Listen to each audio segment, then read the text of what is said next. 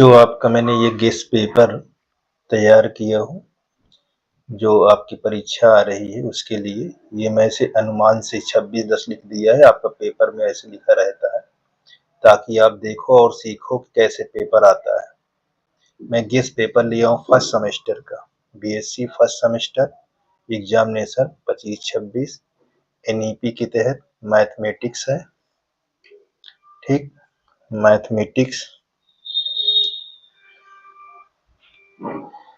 ये paper first, differential calculus and integral calculus. आपका time 2 hours लिखा रहेगा। मैक्सिमम वो जो मार्क रहे 75। नोट क्या होता है, देखिए नोट में question paper is divided into 3 section, A B C. अभी मैं आपको ए सेक्शन बताऊंगा, ठीक है ना, फिर बी सी, फिर एक पार्ट में तीनों कर दूंगा, तो एक एक पार्ट में करके दिखाऊंगा, ठीक है ना। ए बी सी 3 पार्ट में रहेगा। Attempt questions from each section as directed. Note देखिए आपके वही हिंदी में लिखा हुआ है। प्रश्न पत्र 3 खंडों में आ, बा और सा से विभाजित है। सभी खंड से प्रश्न का उत्तर निर्देश अनुसार दीजिए। सेक्शन ए, सेक्शन मैंने बताया ना, सेक्शन ए में बताऊंगा। अभी आपको गेस्ट पेपर दिखा रहा हूँ कि पेपर आपको इसी प्रकार आएगा, ठीक है ना। देखिए ये मैंने इसमें लिखा है खंड आ भी, जो इंग्लिश मीडियम वाले सेक्शन पढ़ सकते हैं, खंड आ पढ़ सकते हैं। Very short answer type question, अति लघु उत्तरी से चालू करूंगा। देखिए अति लघु उत्तरी सेम इसी तरह आपका पेपर रहेगा, जिस तरह मैं बता रहा हूँ सेम इसी तरह आपका डिजाइन पूरा रहेगा ताकि आपको दिक्कत न हो। अब number 1, answer any 3 out of 5 सब क्वेश्चन, यानी 5 क्वेश्चन रहेगा। ईच सब क्वेश्चन कैरीज 3 मार्क, यानी जो आपके 5 क्वेश्चन रहेंगे जिसमें से आपको 3 मार्क रहेगा, 3 नंबर का। और कोई 5 में से 3 ही करना है, ठीक है ना। 5 दिया रहेगा, 3 करना है और 3 नंबर का रहेगा। तो देखो मैंने ये इसमें थ्योरी लिखना था इसलिए पहले लिखूं, वीडियो बड़ी हो जाएगी इसलिए मैंने पहले लिख लिया हूँ। तो इसमें लिखा है कि डिफाइन कन्वर्जेंस ऑफ सीक्वेंस, आपको हिंदी में लिखा रहेगा। अनुक्रम के अभिसरण को परिभाषित कीजिए हिंदी में, इंग्लिश में ऐसे लिखा रहेगा। तो देखो जब भी आप लिखना तो आप, ये लोग देखते रहते हैं बच्चे की पूरा भर देते हैं, नहीं, आपको कम से कम 100 वर्ड, ठीक है, 100 वर्ड के अंदर ही लिखना है। तो देखो डिफाइन कन्वर्ट, देखो मैंने हेडिंग डाल दिया, हेडिंग बनाइए, क्वेश्चन से हेडिंग बना कर लिखिए ताकि आपको जांचने में जो जांचे वो जाने की हाँ आपने लिखा है, खूब बढ़िया से आपने पढ़ते जानते हेडिंग डालना, तो हेडिंग डाल लेना।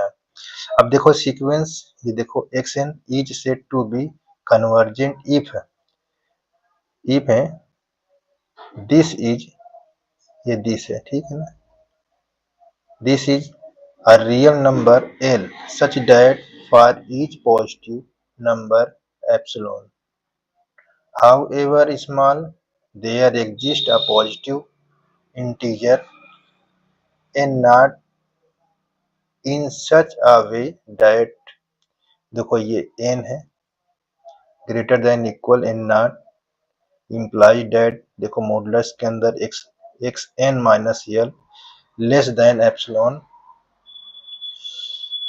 Limit x not sorry x n से दिया, देखो लिमिट जो दिया हो n से इनफाइनाइट दिया हुआ, x n इक्वल n, या इस तरह लिख सकते हैं, ठीक है ना। तो बस इतना लिखना था इसमें, आपका 3 नंबर तुरंत इसमें मिल जाएगा, ठीक है ना। आप अपने से प्रयास करिए, मैं इसलिए पढ़ा रहा हूँ कि आप प्रैक्टिस कर लीजिए। जितना हम पढ़ाएं पेपर में आप सब प्रैक्टिस करते जाइए।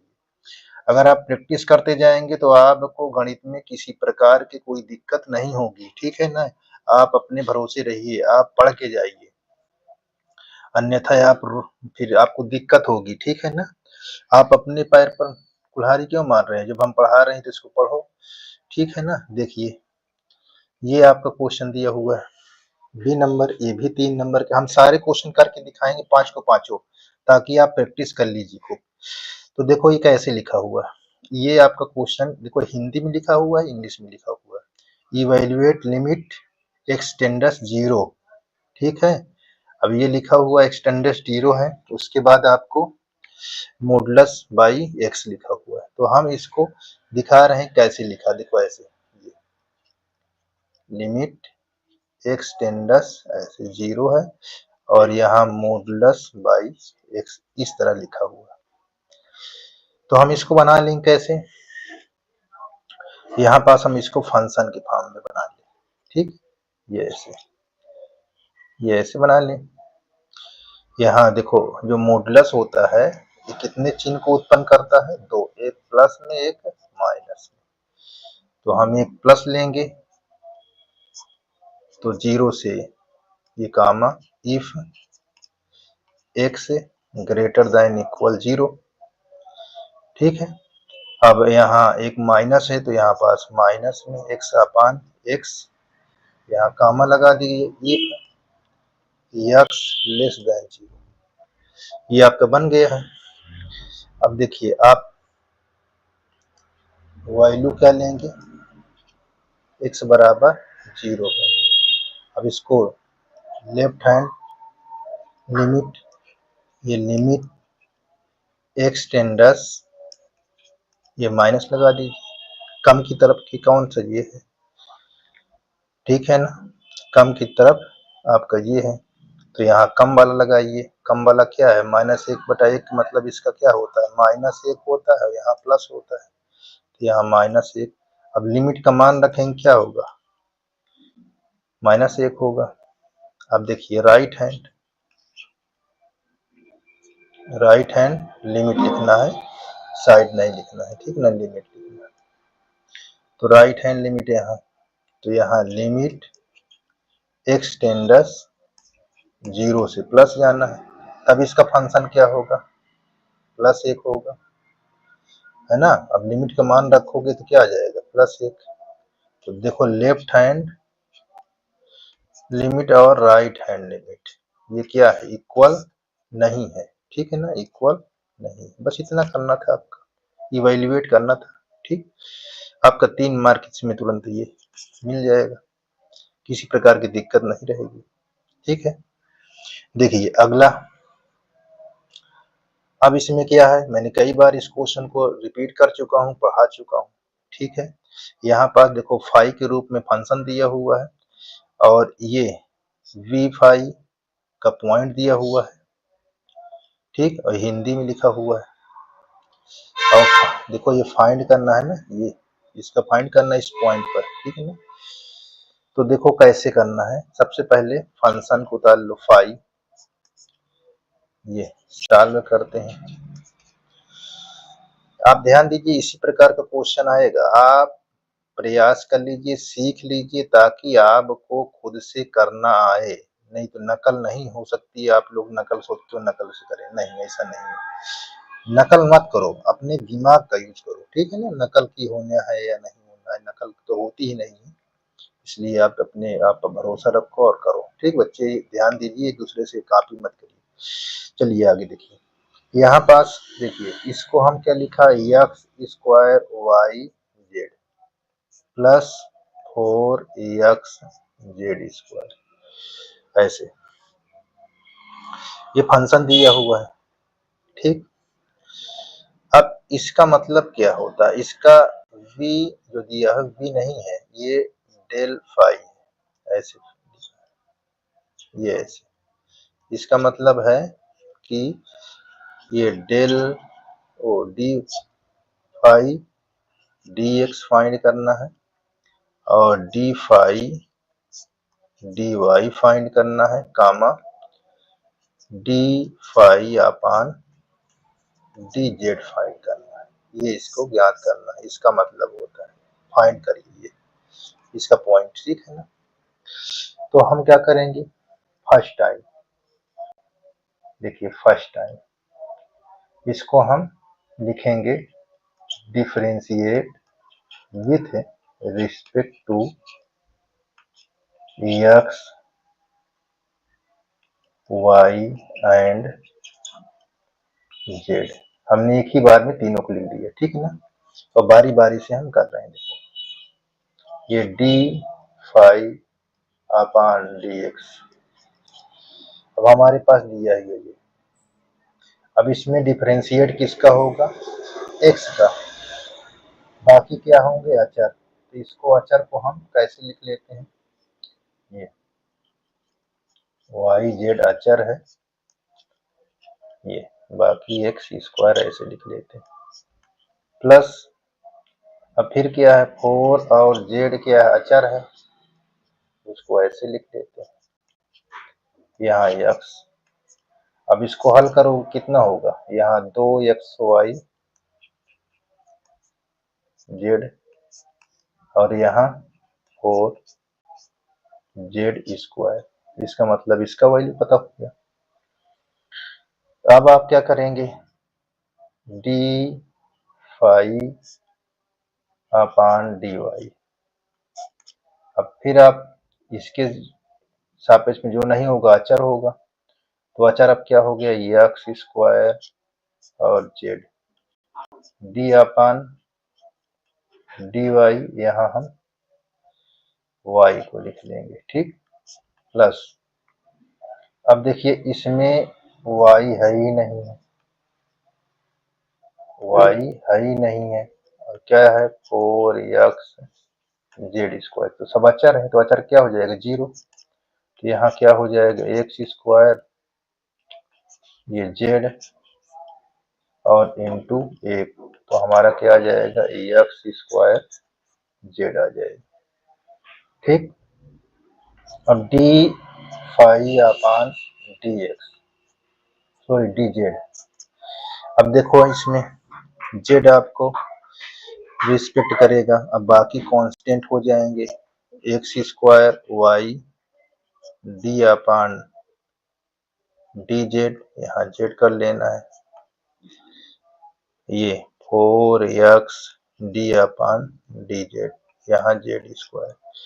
देखो जिस तरह आप पढ़े हो थोड़ा सा मेहनत कर देना है, बाकी किसी प्रकार की दिक्कत नहीं है। यहाँ 1 प्लस यहाँ 4x इंटू 2z, तो क्या हो जाएगा एक्स स्क्वायर वाई और 8xz, ठीक है।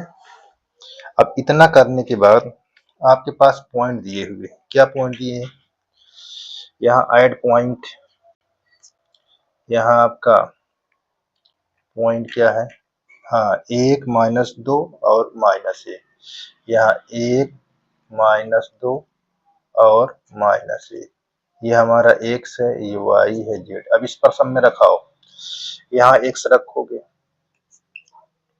देखिए 2 इंटू एक्स का वैल्यू 1, वो y का वैल्यू -2, z का -1, ये माइनस माइनस प्लस 2 दूना 4, प्लस 4 हो जाएगा। देख लीजिए दिक्कत नहीं होनी चाहिए इतना, प्लस 4 होगा, क्लियर कर लीजिए, ठीक। कितना होगा प्लस 4 होगा, कितना होगा देखिए, यहाँ x स्क्वायर लगा हुआ है, अच्छा यहाँ ये प्लस 4 है, और उसके बाद अब देखो इसमें हमने रख लिया, ये पूरे पार्ट में रख लिया, अब 4 है यहाँ, और z की वैल्यू क्या है -1, अब इसको 4 + 4 यानी आपका 8 आ गया। अब इसी तरह यहाँ भी रखिए, x की वैल्यू 1 का स्क्वायर, z का -1 और इंटू 1, तो यहाँ क्या हो जाएगा -1, ठीक है ना, -1 हो जाएगा, ठीक। अच्छा आगे वाले में क्या रखोगे, फिर वही वैल्यू रखना है, यही सब रखना है इसमें, ये यहाँ पास x की वैल्यू आपको क्या रखना है 1 का स्क्वायर, और y को -2 है, प्लस लगा लो 8, x की वैल्यू 1, z की वैल्यू -1, तो ये क्या हो जाएगा 1 का स्क्वायर 1 होगा, -2 आ जाएगा यहाँ, और -8 आ जाएगा, तो क्या हो जाएगा -10। अब हमको डेल फाई की वैल्यू फाइंड हो गई, क्या हमने यही लिखे थे ना, del D phi upon D x comma D phi upon D Y कामा D phi upon D Z, यही निकालना था। तो हमको यहाँ ऐसे लिख देना है। अब ये पॉइंट क्या आ गया हमारे पास, ये पॉइंट हमारा क्या आ गया, यहाँ डी फाई का वैल्यू हमको पता हो गया। क्या लिखोगे, एक लिखोगे 4, एक 8 लिखोगे, सॉरी यहाँ पास ये चीज दिया हुआ, एक लिखोगे क्या 8 -1 और -10, ये हमारा आंसर हो जाएगा। कितने नंबर का, ये भी 3 नंबर का हो जाएगा। ठीक है ना। तो इस प्रकार ये करना, किसी प्रकार की दिक्कत नहीं, आपको सारी चीज हम सिखा देंगे पूरे पेपर। तो अब देखिए, फाइंड द सेकेंड डेरिवेशन या डेरिवेटिव आपको दिया है, या इसमें लिखा है द्वितीय अवकलन ज्ञात कीजिए, 2 बार अवकलन करना। तो चलिए देखिए, ऐसे लिखा हुआ ax प्लस बी अपान सी एक्स प्लस डी, ये ऐसे लिखा हुआ। तो जब इसको करते हैं, देखो भाग के नियम से करेंगे, है ना।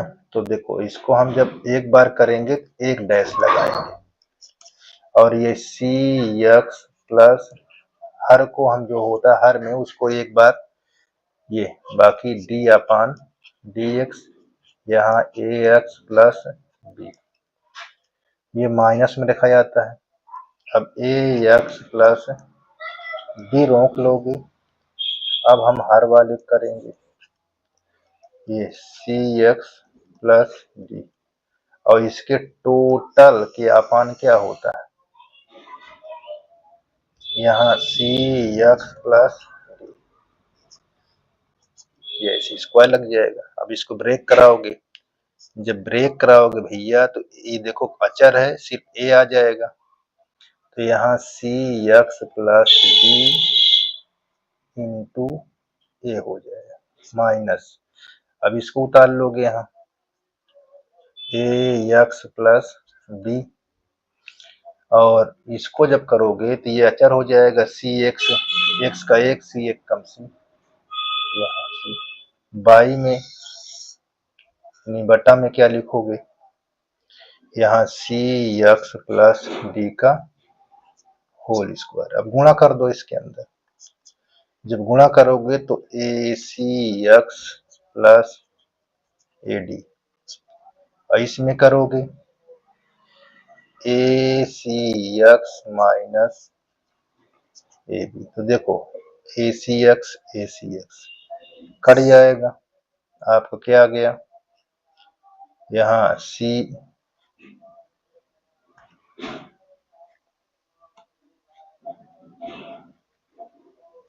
यहाँ आप लिखोगे सी एक्स प्लस डी का होल स्क्वायर।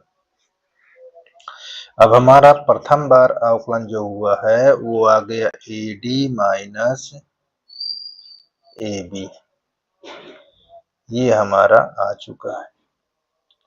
ठीक है, ये सी एक्स प्लस बी का होल स्क्वायर। अब पुनः जब इसको करेंगे, देखो दोबारा करना है इसका अवकलन, डबल बार डैश लगा दो, ये सब सीखा है आपने, इसको ऊपर ले जाओ, ये सब अचर पद है तो क्या होगा, ये देखो ए डी बाहर हो जाएगा ए बी, अब इसका जब अवकलन करोगे तो ये लिखा जाएगा ऐसे डी, यहाँ सी एक्स प्लस ये डी है, अच्छा यहाँ ये डी लिखा हुआ है, ये होल -2 हो जाएगा। ठीक है, ऐसे बना लेंगे, क्योंकि अब है नहीं तो उसको हम बार बार लिखेंगे नहीं। ठीक है ना, अब इस तरह इसको करेंगे। तो अब यहाँ पास क्या हो जाएगा, ए, खूब अच्छे से आप देख लीजिए, किसी प्रकार की आपको दिक्कत नहीं होनी चाहिए। ठीक है ना, ताकि आपको ये सब लगाना पड़ेगा आपको। ठीक है, जितना आप प्रैक्टिस करेंगे, उतना ही आपको लाभ मिलेगा।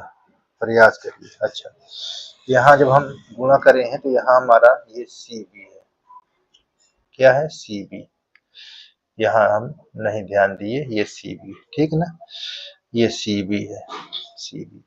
अब जब इसको करोगे भैया तो आपको यही लिखा रहेगा A D minus C B, ये रहेगा, और यहाँ माइनस पहले आ जाता है। अब इसमें क्या हो जाएगा, एक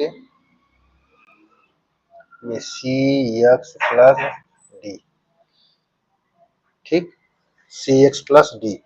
अब माइनस एक घात इसमें घट जाएगी तो ये 3 हो जाएगा। अब एक्स करोगे यहाँ पर तो ये सी अकेला हो जाएगा, ठीक है। अब इसको लिखो कैसे, देखिए ये माइनस में बटे में लिख देना है, तो यहाँ माइनस 2c ब्रैकेट के अंदर A D minus C B upon में सी एक्स प्लस डी के होल क्यूब। तो ये आंसर हमारा यहाँ हो जाएगा, इतना, ठीक। किसी प्रकार की दिक्कत नहीं होना, ये सब सीखना है, आप सब सीख चुके हो, आपको जगाना है, ठीक है ना। तो ये आंसर हो जाएगा इसका। तो इस प्रकार ये हमारा अगला देखो ई, अब मैं पांचों क्वेश्चन बताए दे रहा हूँ। देखिए अब इसमें देखिए डिफाइन रायमन या रीमन या रीमान आप बोल सकते हैं, इंटीग्रेशन, ये इसको डिफिनीशन लिखा है, ठीक है। यहाँ पर लिखा है definition, a bounded function F is said to be Riemann integral और सिंपली इंटीग्रेबल ओवर, ये क्लोज, ये ए बी है, if its upper and lower integral are equal and their common value being called Riemann integral, या यह लिखा simply the integral denoted by, ये integration, ये इस तरह लिखा हुआ है, ये इंटीग्रेशन ए टू बी, ठीक है, F of x D x, ऐसे भी लिखा हुआ। तो इस प्रकार मैंने आपका सेक्शन ए बताया। अब इसी के बाद सेक्शन बी बताऊंगा, 3 पार्ट में, तीनों को टोटल हल कर दूंगा। पूरा पेपर पढ़ाने के बाद आप प्रैक्टिस कर लीजिए और बस इसी तरह एग्जाम में